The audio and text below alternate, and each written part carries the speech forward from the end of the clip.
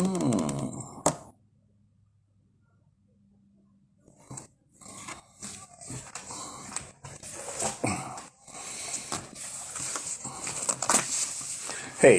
shalom, fam. This Boré Josiah Israel. I decided that I'm gonna come on here and deal with this topic of the 400-year prophecy that's written in Genesis the 15th chapter that was given to Abraham. If you're watching this on YouTube, because I'm recording this, and actually I'm recording it on Facebook. If you're watching this on YouTube, please take some time to like this video, because you will like this video. That is, if you love the scriptures.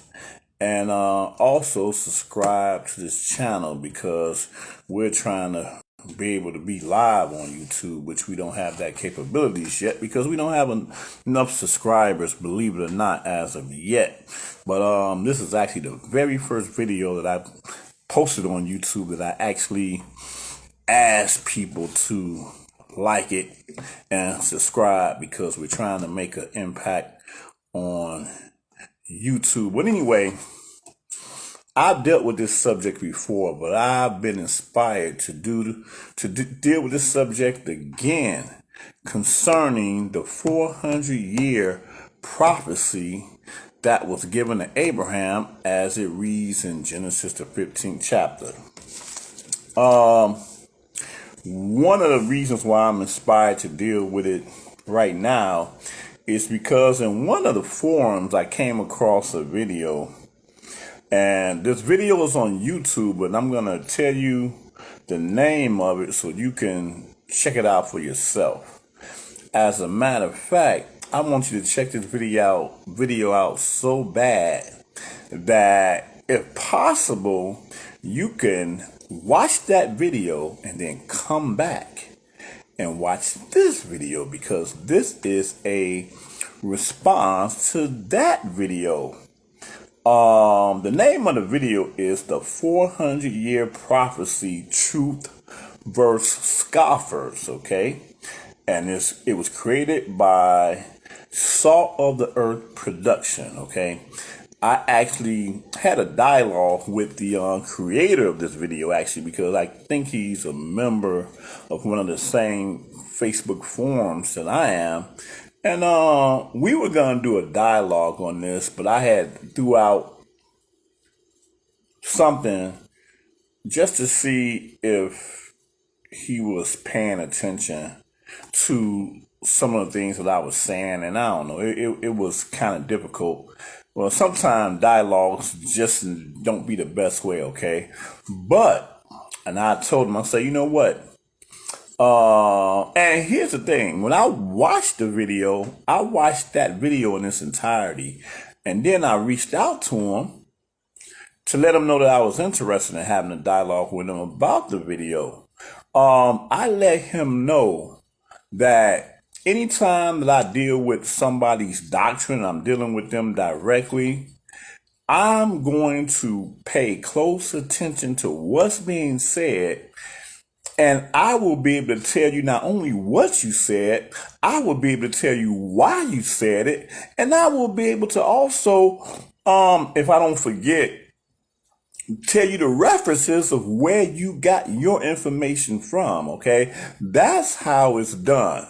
It's too many of us that will hear the name of something, like some of you might have heard the name of this video, me reproofing the dynamic that the 400-year prophecy pertains to us, because there's so many people out here talking about, man, it's the 400 years, you know, the whole 1619 thing and whatever. And it just don't pertain to us. And so some people will hear at this present time and be like, man, that dude don't know what he's talking about, because they have been convinced through a lack of understanding that pertains to us. But it do not, okay? So without further ado, if you guys, and hopefully you guys would have watched that video by now and had came back and clicked it on, but if not, it's all good. Let's turn our attention to the passage in question, and we're going to deal with this, okay? Gonna try not for this video to be too long, but I just want to get directly to the point, okay? So we're in Genesis, the 15th chapter, and hold on one second. I want to establish something here.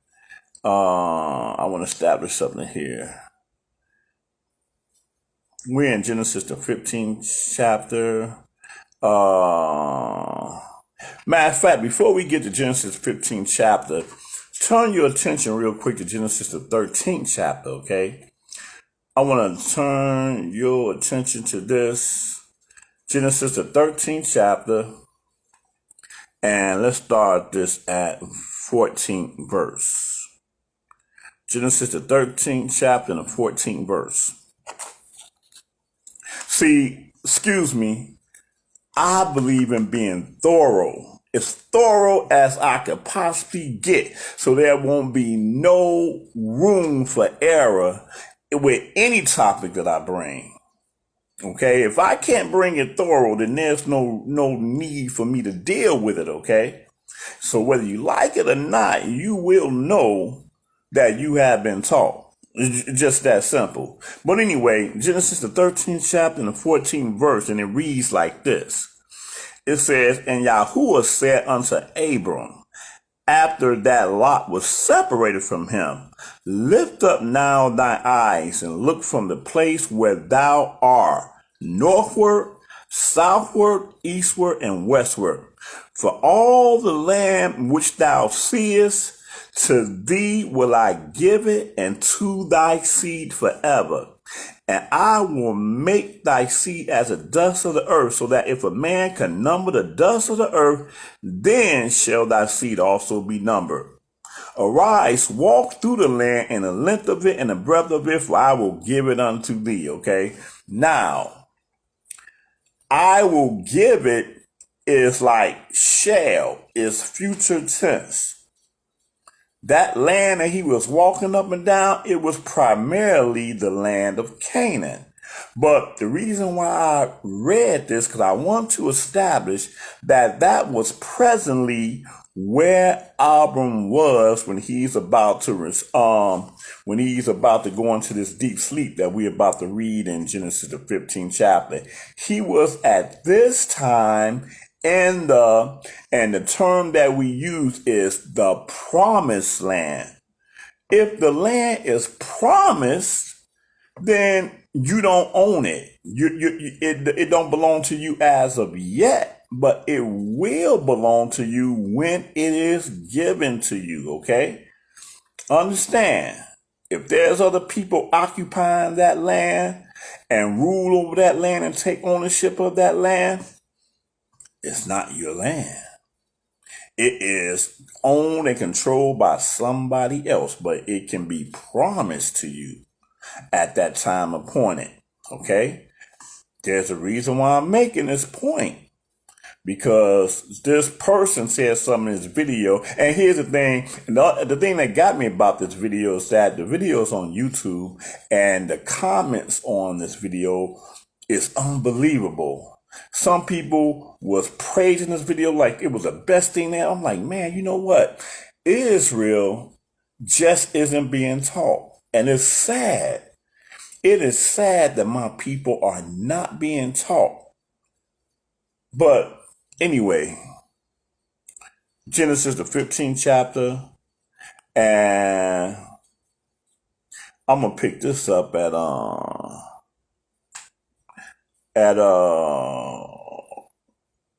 verse 7.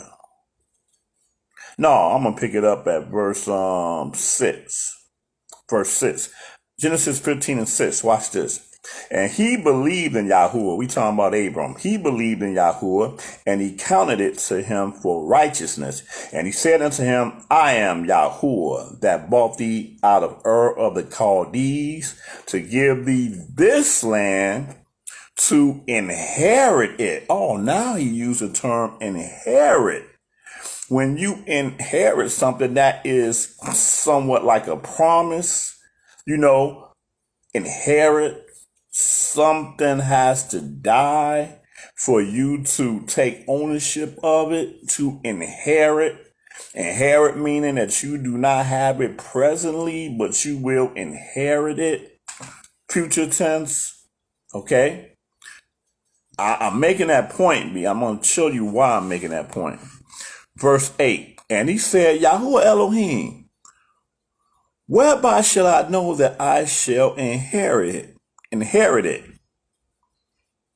And he said to him, take me a heifer 3 years old, and a she-goat 3 years old, and a ram 3 years old, and a turtle dove, and a young pigeon. And he took unto him all these, and divided them in the midst, and laid each piece one against another, but the birds divided he not. And when the fowls came down upon the carcass, Abram drove them away. And when the sun was going down, and here we go, we're going to get into the prophecy now. A deep sleep fell upon Abram, and lo, an horror of great darkness fell upon him. And he said unto Abraham, know of a surety that thy seed shall be a stranger in a land that is not theirs, and shall serve them, and they shall afflict them 400 years. Let's exhaust this verse for a minute. He told Abraham to know of a surety that thy seed, not you, Abram, and the reason why I'm saying not you is because in that video, this guy kind of suggests that maybe, and other people do this too, that the 400 years begin with the time during Abram, and the time of the 400 years, Abram was not there during the time of the 400 years, okay? The time of the 400 years is dealing directly with his seed. He didn't say you and your seed. He says thy seed, okay? So that eliminates any context of the 400 years having anything to do with during Abram's time himself. Okay, and that's the key. The key is reading directly what's in this passage without adding to it to get the full understanding of what the passage is speaking of. A lot of us don't have the wherewithal to understand that in everything that you read, you should have a sense of the time frame that the passage is being spoken. You should know the geographical location of where these words are being said. You should know who is speaking and who the person is speaking to get the direct understanding of what's being read. But because we read stuff loosely and don't practice these keys of understanding, our whole understanding is off, okay? So again, in what we just read, we read that he told them that know of a surety that thy seed, your seed, Abram, shall be a stranger in a land that is not theirs. The land is not theirs. The land that they're going to be in as a stranger do not belong to them. They're going to be a stranger. What the brother did in this video was that he showed that the prophetic region of land that is promised to Abram includes the land of Goshen, which is in Egypt. Okay? Brother, it doesn't matter about what the promised land will include. What matters is that at that present time, whether or not they controlled and ruled over the land, whether the land was called by their name, or whether they were, as is written, a stranger in that land. So his notion is that because we were in a land, which is Egypt, but it was a land that when you look at the geographical location of the promise, it really belongs to Israel. So that way, what happened back then could not have been the 400 years that was prophesied. That's the point that he was trying to make. Horrible point. People fell for a hook, line, and sinker. Wow, you're right. Goshen is in the land that was, it does not matter. When we were in Egypt, Mizraim, as it's called, we were strangers in that land. Simple as that. Simple as that. Matter of fact, let's prove that. Let's prove that. We're gonna exhaust this verse that we're in and prove everything in it, okay? So it says, "No, but surely thy seed shall be a stranger in a land that is not theirs." Let's look at this. We're going to go real quick in this, okay? So if you have to pause the video to read for yourself, that'll be beautiful. I'm not going nowhere. I'm here. But we're going to go real quickly, and we're going to come back here. Keep your marker here, okay? Exodus, the 22nd chapter. Let's look at that real quick. Exodus, the 22nd chapter. Let's look at that. Exodus, the 22nd chapter. I'm going straight to the point. 21st verse. Exodus 22 and 21, and it reads, and hopefully you may learn something else about these verses that we're reading too. But we're dealing with this topic of being a stranger. Being a stranger. Exodus 22 and 21 says, "Thou shalt neither vex a stranger nor oppress him, for you were strangers in the land of Mizraim," or in the land of Egypt. He's telling Israel to not to oppress the stranger. Why? Because you were strangers in the land of Mizraim, Egypt. Okay, I'm going to call it Mizraim because that's really what the name of the land was.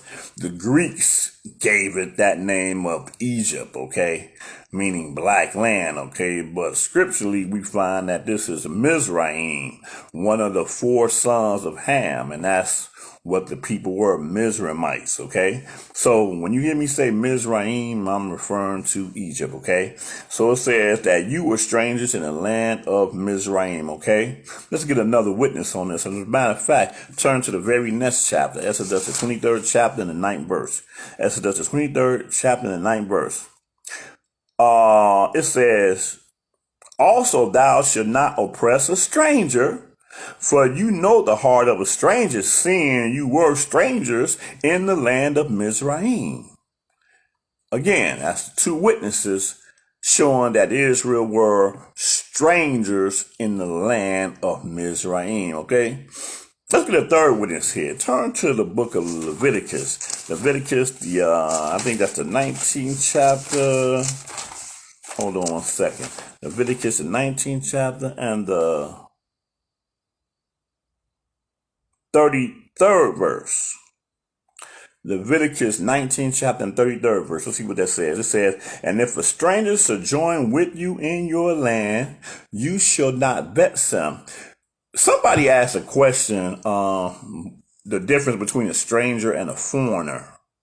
When you study the written word, specifically out of the KJV, because people have no idea how specific the KJV is.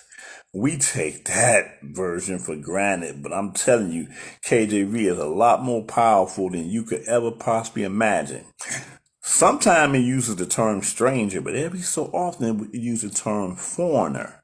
And when you read the context of it, you will find that stranger and foreigner are 2 separate things. They sound like they're the same, but they're not. A foreigner is someone of another nation that he might come to Israel, he may visit, but he's still by nationality. I'm not saying ethnic, because that's 2 different things too.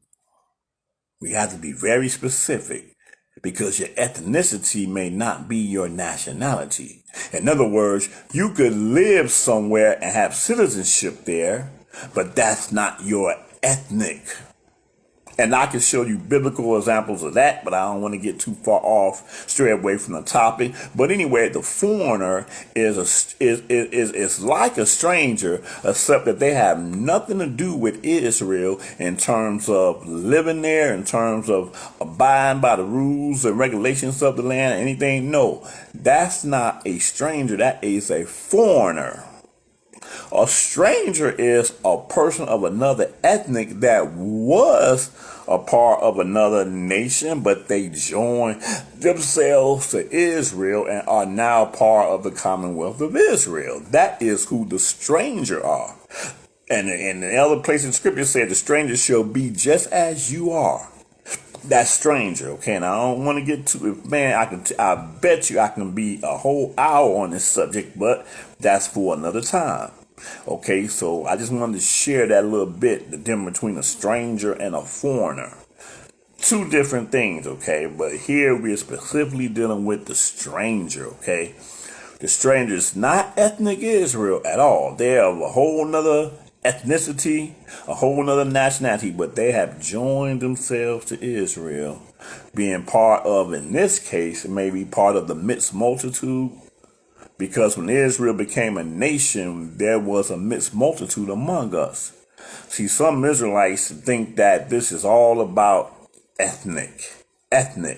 No, it's not all about ethnic, y'all. Israel as a nation have always been a mixed multitude, just like any other nation is. If you love Cuba, you can go down there and move to Cuba, and you can get citizenship in Cuba, and guess what? You are now by nationality, you're Cuban. That's not your ethnicity, but your nationality has become Cuban. Okay? If you go to Japan, and you're not just a tourist in Japan, by tourist, that makes you a foreigner in Japan. But then you say, you know what? I like Japan. I like the culture. I like everything about Japan. I like the government. I think I want to get citizenship in Japan. And you're not Japanese ethnic, but when you get the citizenship there, you are now by nationality a Japanese. You have joined yourself to that country, and you are, or in the scripture, you are called a stranger, but you are a stranger there in Japan, but you are part of Japan. Okay? So here again, let's see what verse was we at. We were at 33. It says, and the first 33 in Leviticus, the 19th chapter, and verse 33. And if a stranger sojourn with thee in your land, you shall not vex him. But the stranger that dwelleth with you shall be unto you as one born among you. And you shall love him as thyself.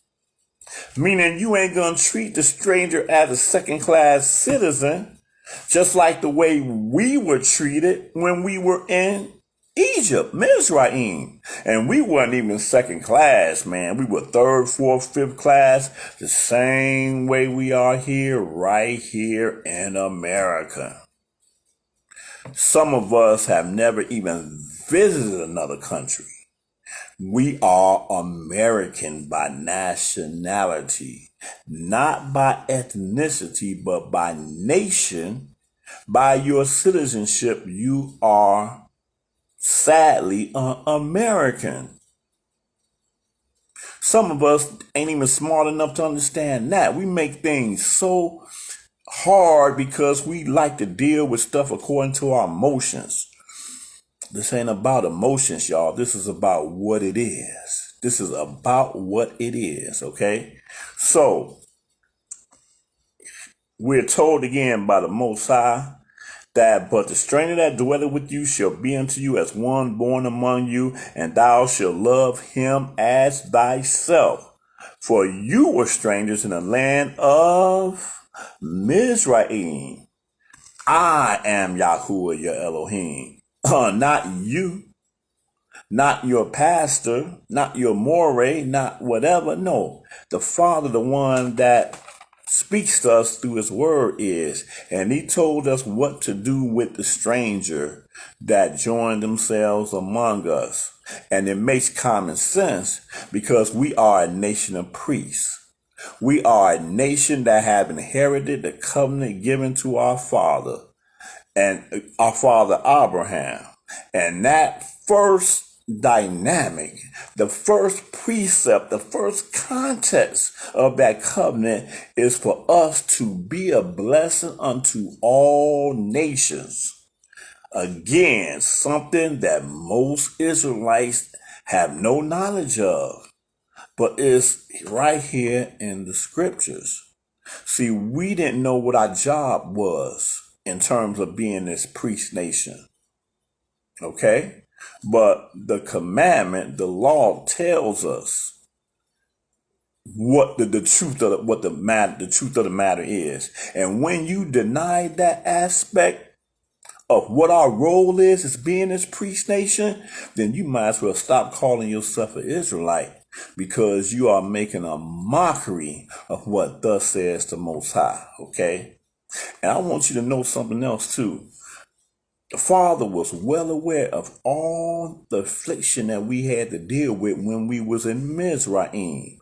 And after all that we had to deal with, because the Father was even controlling all of that, he still commands us to let us know how we need to deal with the stranger. We don't deal with the stranger the way that we were dealt with when we were strangers. We need to change we need to put on the mind of the Most High and put away all these things that are contrary to the Most High. Okay? So far we done read 3 witnesses that show that we were strangers in the land of Mizraim. Okay? I'm not done yet, because some people probably still don't believe that. Let's go on to Deuteronomy, the 10th chapter. Let's see if we can get yet another witness on this, okay? Deuteronomy, the 10th chapter, and let's start this off at the 19th verse. Let me see. Could this say something different than what we done already read? Let's see. This is the law we're reading out of. All the witnesses that I have presented was based out of the law. And believe me when I tell you, whether you believe this or not, nothing on the face of this whole earth supersedes the law. You can give me books written by whoever you want to give me, throw all that in the trash, because we're dealing with the laws of the Most High here. Okay? Where we at? We're in Deuteronomy, the 10th chapter and the 19th verse. Let's see what this says. Maybe it might say something contradicting what we had already read, okay? Deuteronomy 10th chapter 19 verses says, "Love ye therefore the stranger." Huh? Love ye therefore the stranger, for you were strangers in the land of Mizraim. So the law is consistent. Where on earth could this ordinance concerning strangers, where could that have changed up at? Because Yah let us know that he is one and he do not change. He is the same yesterday, today, and forever. And we done got 4 witnesses out of the law that is telling us the same thing.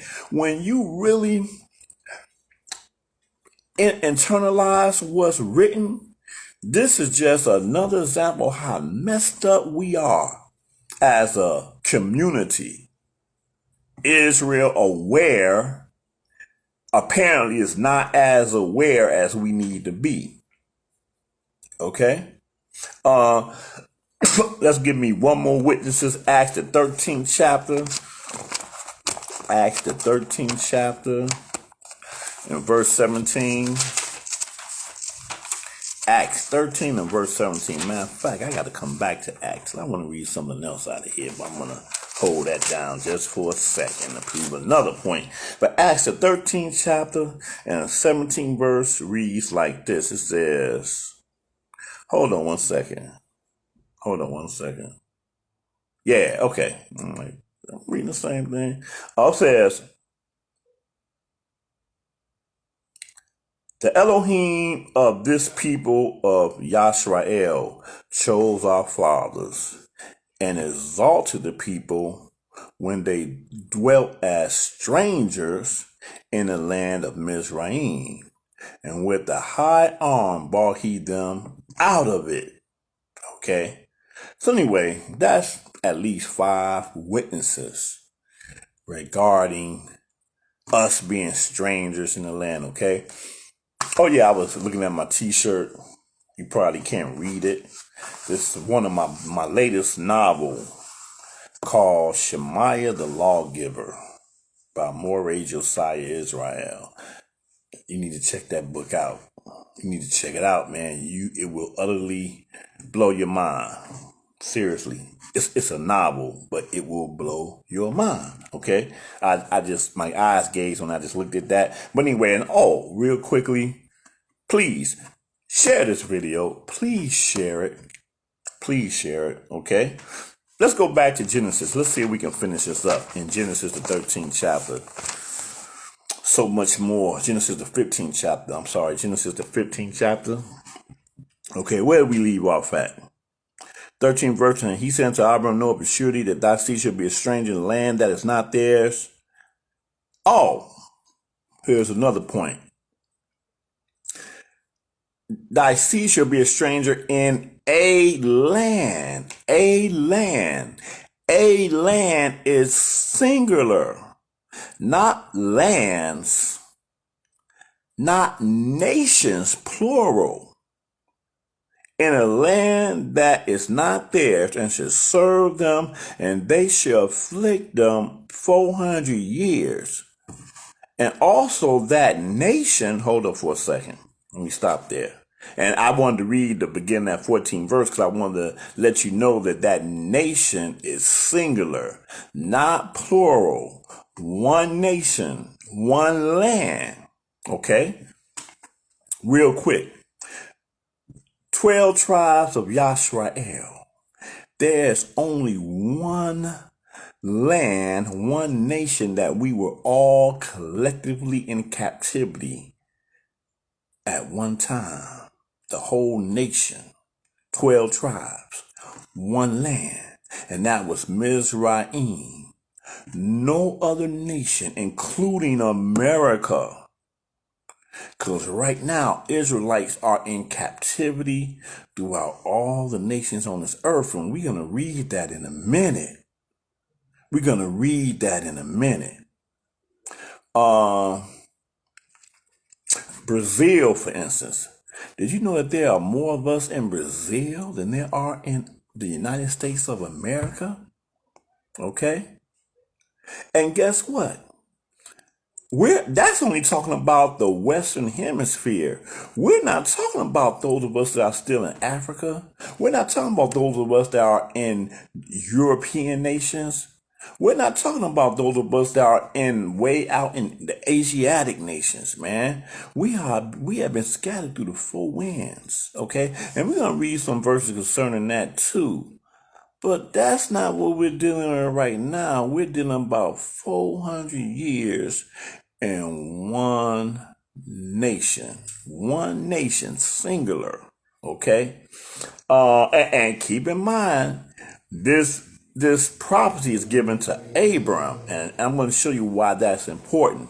See, that's one thing we internalize the wrong way. Sometimes we think something is speaking to us. But when you don't read it from a historical dynamic, you mess up.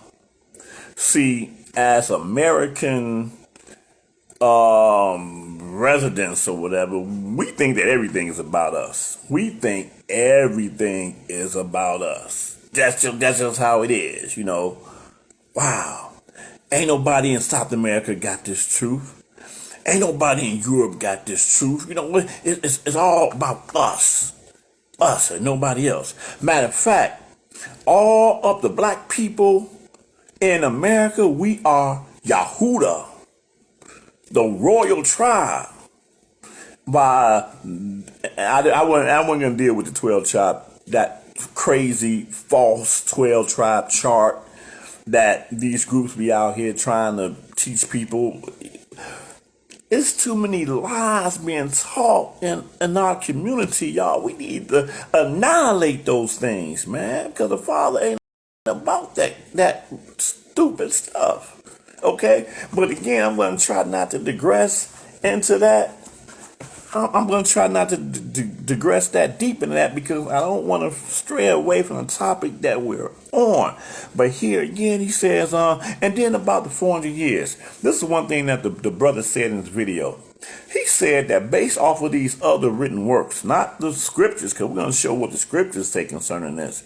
But he say, he read one verse, and I think it may have been one in Josephus, maybe. I think he read a little bit out of Jasher. Then he had this other book, I forget the name of this other book he used to be as a reference. That he says that the 430 years that we're going to read about in a minute, the 430 years was really talking about, it's broken down to 215 years that we dwelt in Canaan from the time of Abraham on down. And then it was only 215 years in Mizraim. We were only in Mizraim for 215. I'm like, really? Now, that's retarded. First of all, it's retarded because we can't read it out of scriptures, but you done read that out of some other book, okay? Here's something that for me will prove that to be incorrect. I'm gonna just give you something. What I got here, Genesis. Okay, check this out. Let's go on to Genesis, the 46th chapter. Let's look at that for a second. I want to look at that for a second. Genesis, the 46th. Shalom, Moray, Kazak. Y'all good to see you on, Aki. Genesis, the 46th chapter. Where we at? Genesis 46th chapter. Let me read a couple of verses here. 46 and 26. It says this. It says, all the souls that came with Jacob into Mizraim, which came out of his loins, besides Jacob's sons' wives, all the souls were 66. Okay? And the sons of Joseph, which were born in Mizraim, were 2 souls, right? Ephraim and Manasseh, 2 souls. All the souls of the house of Jacob, Jacob, which came into Mizraim, were 70. 70. Whoa. 70 souls. Okay? So let's look at that for now. If you broke down, if you say 215 years was in Canaan, guess what? At the end of the sojourn in Canaan, before they went into Mizraim, was 70 souls. 70 souls. Why am I repeating that? Because let's see, in 215 years, there were 70 souls that made it into Mizraim. Okay? And so now, according to him, we're going to deal with the second half of this 215, which is the only time we were in Mizraim was 215 years. Okay? Well, let's see what happened there. Let's go on to Exodus, the 12th chapter. Go to Exodus, the 12th chapter. And we're going to start this at the 37th verse. Exodus 12 and 37. Now remember, there were 70. We're not even talking about 100, much less 1,000. We're talking about 70 Israelites in all the earth. There's only 17 Israelites. 70 Israelites that came into Mizraim, okay? Now we're at the end of this time that they said is 215 years, but I'm going to read it as 430 years, okay? But let's look at this, okay? Again, we're in Exodus, the 12th chapter, and we're at the 37th verse. It says, and the children of Yashrael journeyed from Ramses to Succoth, about 600,000 on foot, that were men beside children. And a mixed multitude went up also with them. That 600,000 is all Israel. So, in 215 years, you mean tell me 70 souls turned into 600,000? I want somebody to do the math on that. 70 souls turned into 600,000. If I lived 125 years and I began to have children when I was 20 years old, and I had a child every year until the day I died, I would have more or less 100 kids. Okay?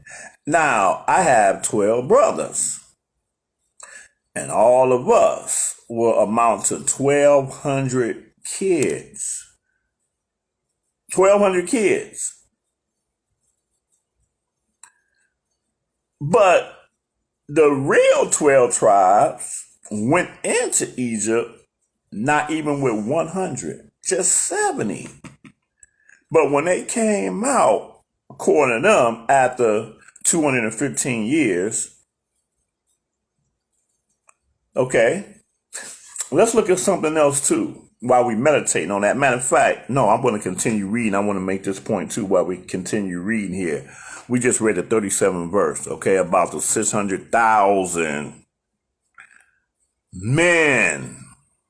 600,000. 39 says, and they baked unleavened cakes of the dough which they brought forth out of Mizraim, for it was not leavened, because they were thrust out of Mizraim and could not tarry, neither had they prepared for themselves any victual. Now the sojourning of the children of Yashrael who dwelt in Egypt was 430 years. I don't want to hear nobody tell me anything contrary to this about some book you read or some theory you have, okay? No. The children of Israel, not Abraham. This is not counting Abraham. This is not counting Isaac. Technically, it's not even counting Yashrael or Jacob. It specifically says the children of Yashrael. Okay? What does it say about them? It says who dwelt in Mizraim was 430 years. 430 years. And see, here's the thing. Some people might want to say, well, it probably said 400. But it says here 430. Well, guess what, okay? Y'all want to do the 1619, and now it's 2021. So we're 2 years outside of the 400 years if you're going to deal with the 1619. Let's deal with the 1619 real quick, because that's when they get the 400 years. Okay? The 400 year from 1619 was 2 years ago, 2019, okay? But do you not understand that 1619 is only talking about the English captivity? This country was divided by the French and primarily Spain. Spain was here a good 200 something solid years before England came on the scene. And guess what? Columbus and them 1492 had slaves. All of them explorers had slaves. Shoot, even Lewis and Clark, the Lewis and Clark expedition that was part of the French thing, they had slaves. Shoot. when the whole Mississippi region, when I mean Mississippi region, I'm talking about the Mississippi River part, before before it was the Louisiana Purchase. I think that was Thomas Jefferson that did the Louisiana Purchase, which is how America got the region that was originally conquered by the French. During that time, you had this brother. He was a Haitian, and he lived in the region of northeast Illinois. And he went by the name Jean Baptiste Point du Sable. And he lived around these natives that were known as the tribe of the Chicagua tribe. And he is, by record, the founder of what would we later call the city of Chicago. But this is a brother that was he was Haitian descent, and we know who ruled over Haiti, right? That was all French territory, which is how he got to be where he was. But the point is that there were, for lack of a better word, black people or slaves here in this country before 1619. So that by itself invalidates the whole dynamic of the 400 years. Because that again was only talking about the English settlement, Jamestown. Okay? Those black people that came, I think it was about 20 of them that came on that boat. We were already here before those 20 came over here. See, we are a lot like the English, which would later be called Americans, right? Everything is about us. Everything is about us. We read everything in the context of us. It ain't about you sometimes. Stop thinking everything is about you. But I guess we got that from our slave masters, right? I guess so. But anyway, that whole 1619 is totally invalid. Okay? But let's go back to Genesis the 15, because I want to finish reading this so we can really exhaust this prophecy. Verse 14, Genesis 15:14 said, and also that nation whom they shall serve will I want to read something else too. Let me back up again. I'm sorry. Let me back up. I'll be mad if I don't get all my points in. At the end of the 13th verse, it said, and they shall afflict them 400 years. You know what?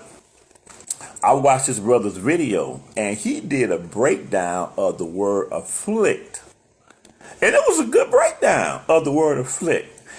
He let us know, according to how he broke the word down, that of the affliction is not only a physical affliction, but it is a verbal affliction as well. How about that? Verbal. And he broke that down very well. I was like, damn, that's deep. Thank you, brother, for breaking that down. And the reason why I'm breaking it down is because when you look at when we first came into Mizraim, right? Even when we came in, when Yosef, our brother, was ruling in Mizraim, we came in as second-class citizens. And we had issues whether or not we wanted to tell them that we were farmers or we dealt with cattle by trade. And why? Because the scripture let us know that that is something that the Mizraimites consider to be abominable. They consider that to be like a disgusting trade to have. So, and you can read that. It's in Genesis somewhere in them latter chapters with Joseph. Hold on one second. Like Genesis the 40 something. Was that the part when Jacob came and he said, look, tell them that you are farmers or something like that. But and also we got the dynamic when Joseph was still in his masquerade as being an Egyptian king, and even his brothers didn't know who he was, and they said set on bread, and they set on him by himself, and they set the brothers by themselves, and then the Mizraimites by themselves, for they could not eat. It said they could not eat with the Egyptians because it was I hate when I'm quoting stuff. I need to read that. Hold on one second. The journey. And so, oh no. Let me back up. Hold on one second.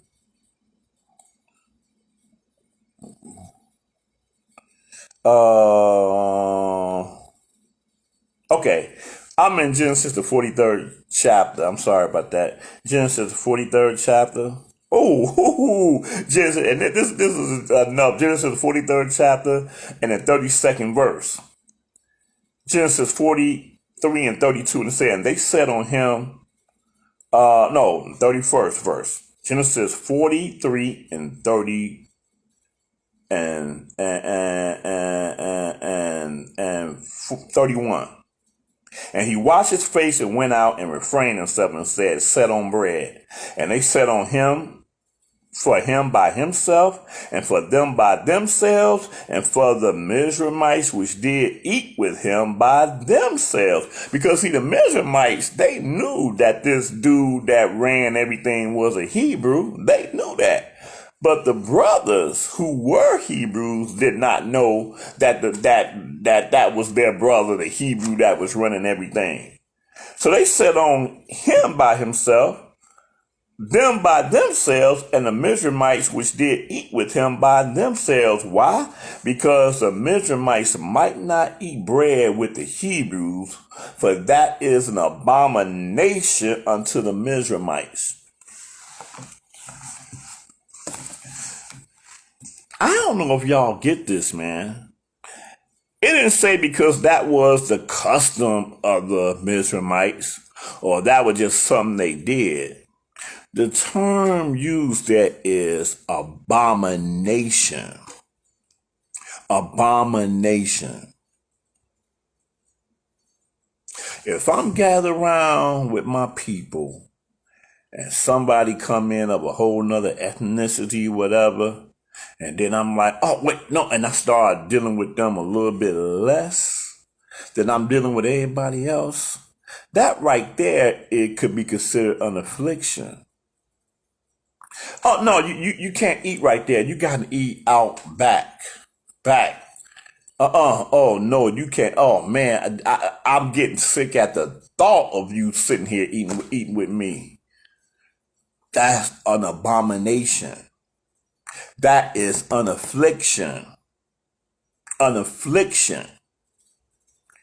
So we can pretty much count from the time that Joseph came into Mizraim, that there, even though he ruled, he still had a certain degree of affliction, being that he was a Hebrew. Much less when his whole family of 70 or 69 plus him came there. And they like, look, y'all go stay in Goshen, do whatever y'all gonna do with that cattle, okay? Ain't nobody gonna bother y'all, cause they don't want to be around y'all, first of all. But just do y'all thing, and y'all be cool. The Father bless. That was the reality of what was going on with our ancestors there, okay? Okay? Let me see. Let's go back to Genesis, the 15th chapter. I promise I wasn't going to be this long, man, but I can't miss nothing here. Genesis, the 15th chapter, 14 verse, Genesis 15 verse 14 again. And also that nation whom they shall serve will I judge, and afterward they should come out with great substance. Okay. Now I do believe that the Father do things and to show us what it will be like in the future. I'm a firm believer in that. And I do believe that things that happen here is going to parallel what we're going to deal with at the time appointed, which I believe is sooner than we think, okay? But that's another lesson.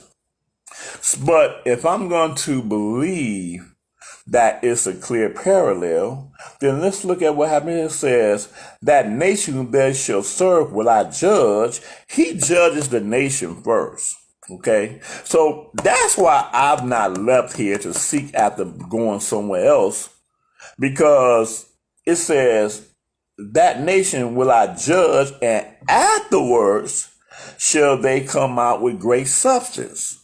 If I'm alive at that time appointed, I want to be gathered up out of this place with great substance, just as it says. As a matter of fact, prophetically, that's what's going to happen when the Father brings us out of here. And we can actually read that as well. But that's another topic. Okay, I just want to throw that out there, okay? But here it is. Afterward, they should come out with great substance. Okay? Now, here's the point. See, the problem is that people that believe that this 400 years is dealing with us and not in the past, they usually don't even finish reading the whole prophecy. And that is one of the biggest problems that they have with this, okay? But what it says here, it says, now verse 15, he turns his attention back to Abraham. Abram. I called him Abraham. He's not called Abraham at that point. I have to read in the context of the time that we're reading in, okay? No Abraham, Abram, okay? It says, and you shall go to your fathers in peace. Meaning that you're going to go sleep with your fathers. You're going to die. You're going to give up the ghosts. That's what he's talking about. You shall go to your fathers in peace, and you shall be buried in a good old age. But in the fourth generation, they shall come here again. 4 generations? The fourth generation?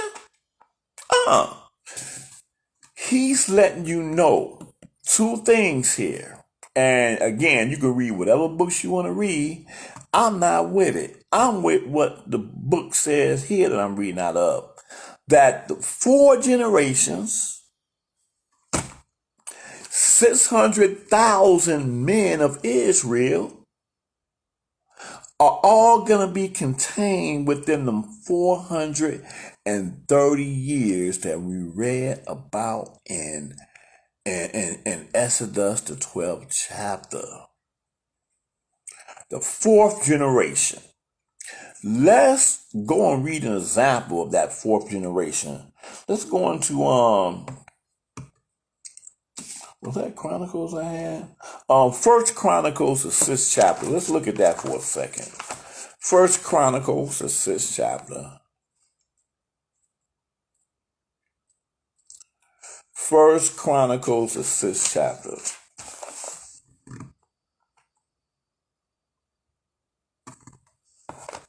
Okay, let's look at this for a second. I'm going to start this at the first verse. First Chronicles 6 and verse 1. The sons of Levi. I'm using them as an example. Sons of Levi. Gershon, Kohath, and Merari. Okay? The sons of Kohath. Now, Kohath is a direct son of Levi. Amram, Izhar, and Hebron, and Uzziel. And the children of Amram is Aharon, and Shemaiah, and Miriam.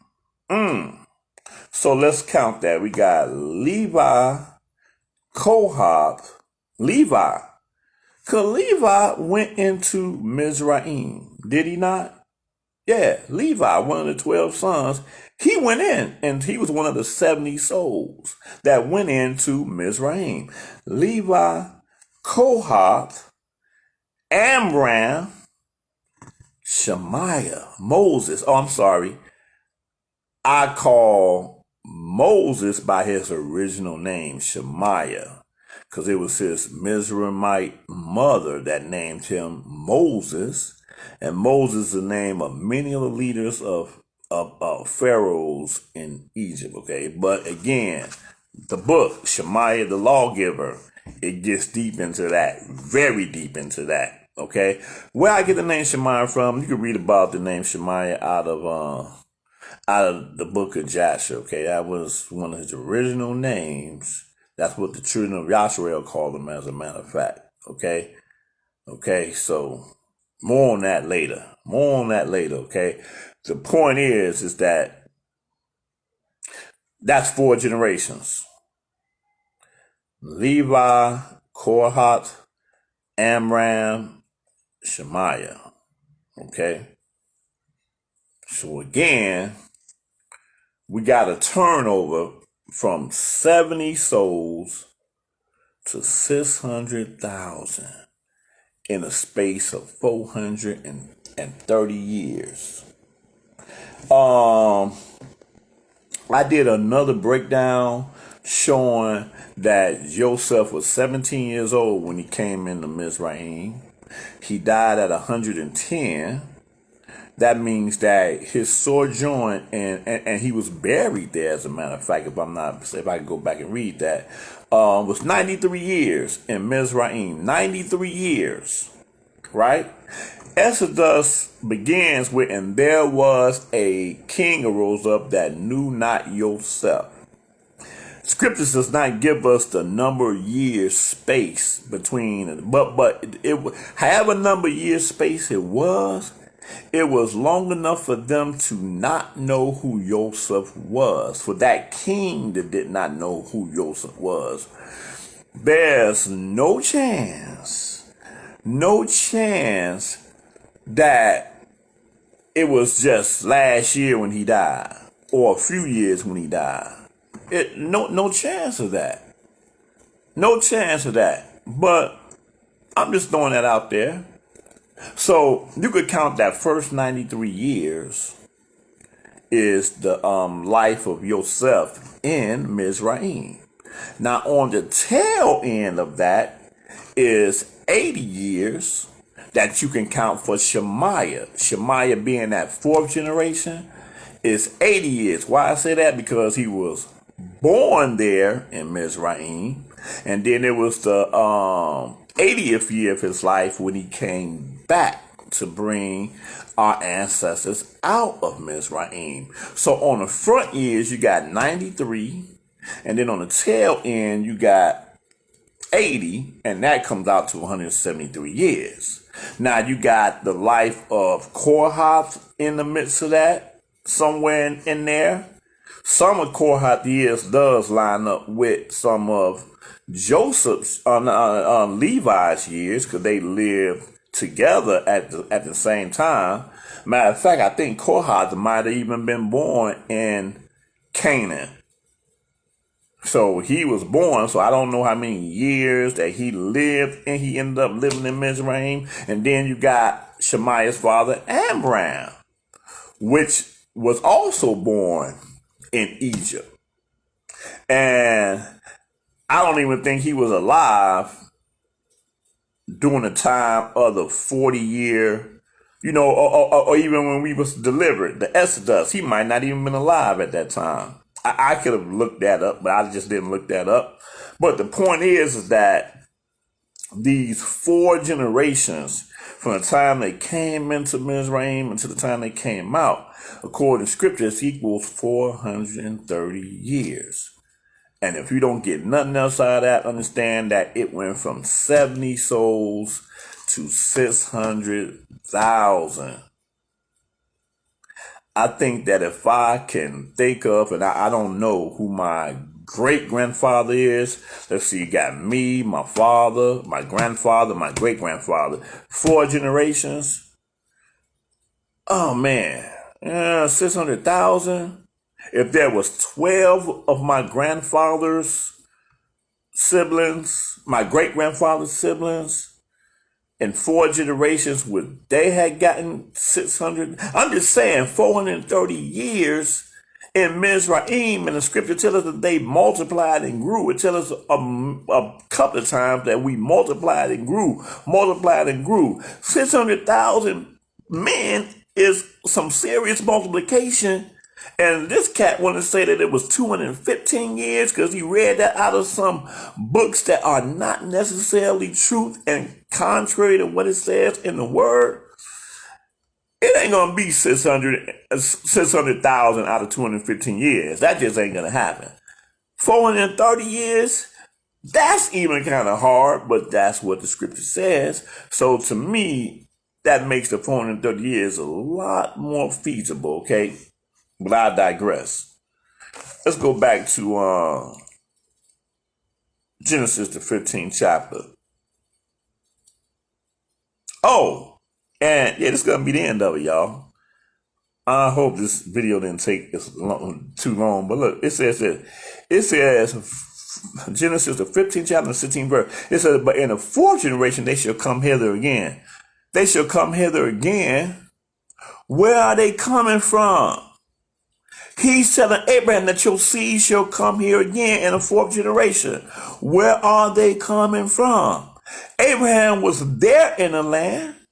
So you would think that, hey, my seed and my seed is going to be in this land because it's an inheritance. No, your seed is going to go into a land that is not theirs and going to serve them for 400 years. But afterward, they should come out with great substance. You, Abraham, you're going to sleep with your fathers. But in the fourth generation, they shall come here again. Where they going? Where they going? Are they going to come here again? It ain't talking about you. It's talking about our ancestors that went into captivity. Oh, let me read that whole verse in the context. But in the fourth generation, they shall come here again, for the iniquity of the Amorites is not yet full, have not yet been completed. The Amorites and all the rest of the Canaanites have a time that they need to have fulfilled. And I bet a lot of you all don't even know why the Father even had indignation against the Canaanites. So I'm not even going to deal with that right now. And no, it was not based off of the fact that Canaan saw his grandfather naked, okay? No, it's something else, but I'm not even going to deal with that right now. It'll be too much for you right now. But there was a very good reason for it, okay?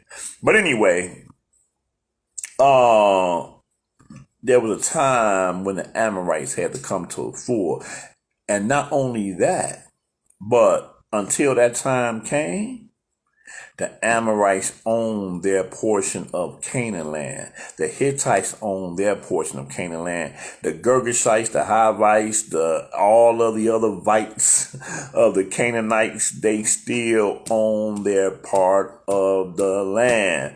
Mizraim, Egypt, still owned and operated their part of the land.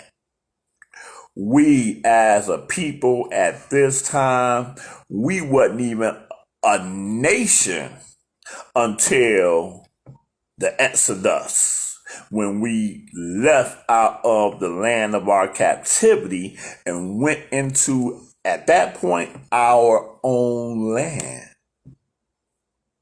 Simple as that. I hope that I covered enough of this Genesis, the 15th chapter, to prove without a shadow of a doubt that 400 years that was prophesied to our father Abraham had absolutely nothing to do with us. It ain't about our emotions. It ain't about our opinion. It's about what thus says the Most High, okay? Please like, comment, share this video, y'all, okay? And catch us live every Shabbat from the Spirit of Yah website, thespiritofyah.com, okay? I am Moray Josiah Yashrael, and I hope you guys be blessed. Shalom.